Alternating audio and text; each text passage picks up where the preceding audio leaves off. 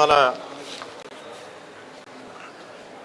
కామారెడ్డి డిక్లరేషన్ను అమలు పరచాలని డిమాండ్ చేస్తూ కులగణన మరియు బీసీలకు రిజర్వేషన్ పెంచాలని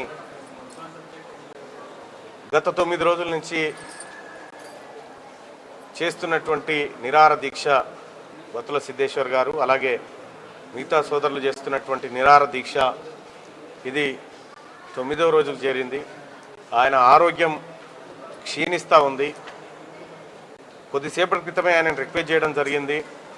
కాంగ్రెస్ పార్టీ ప్రభుత్వం కామారెడ్డి డిక్లరేషన్ను అమలు చేయడానికి సిద్ధంగా ఉంది. కులగణన చేయడానికి రాష్ట్ర ప్రభుత్వం సిద్ధంగా ఉంది. బీసీలకు రిజర్వేషన్లు పెంచి రాహుల్ గాంధీ గారు ఇచ్చినటువంటి మాటను నిలబెట్టడానికి మా ముఖ్యమంత్రి గారు సిద్ధంగా ఉన్నారు అనేటువంటి మాటను కూడా వాళ్ళకి చెప్పడం జరిగింది. దయచేసి దీక్షను విరమించాలని చెప్పి రిక్వెస్ట్ చేయడం జరిగింది. వాళ్ళు ఆలోచించి చెప్తామనేటువంటి మాటను చెప్పడం జరిగింది. ఈ రాష్ట్ర ప్రభుత్వంలో భాగస్వామ్యమైనటువంటి మేము ఈ రాష్ట్రంలో ఎవరికి కూడా అన్యాయం జరగకుండా చూడాలనేదే మా ఇంటెన్షన్. ఇది మా నాయకుడు రాహుల్ గాంధీ గారి మాట కూడా. అందుకోసమే రిక్వెస్ట్ చేయడం జరిగింది. వాళ్ళు కూడా ఆలోచిస్తూ ఉన్నారు.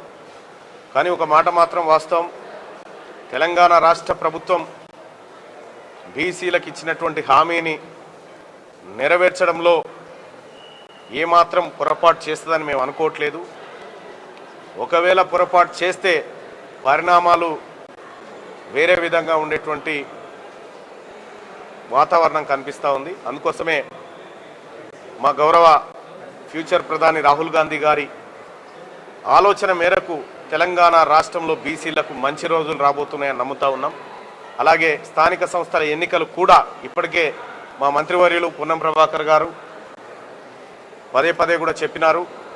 కులగణన తర్వాతే స్థానిక సంస్థల ఎన్నికలు నిర్వహిస్తామనేటువంటి మాటను కూడా చెప్పినారు. రాష్ట్ర ప్రభుత్వం ఆ మాట కట్టుబడి ఉంది. అలాగే నిరాహార దీక్ష అలాగే ఆందోళన దీక్షలు చేస్తూ ఉన్నారో ఎవరైతే, దయచేసి మీ అందరికీ రిక్వెస్ట్ చేస్తూ ఉన్నాం, తీన్మార్ మల్లన్నగా నాది బాధ్యత.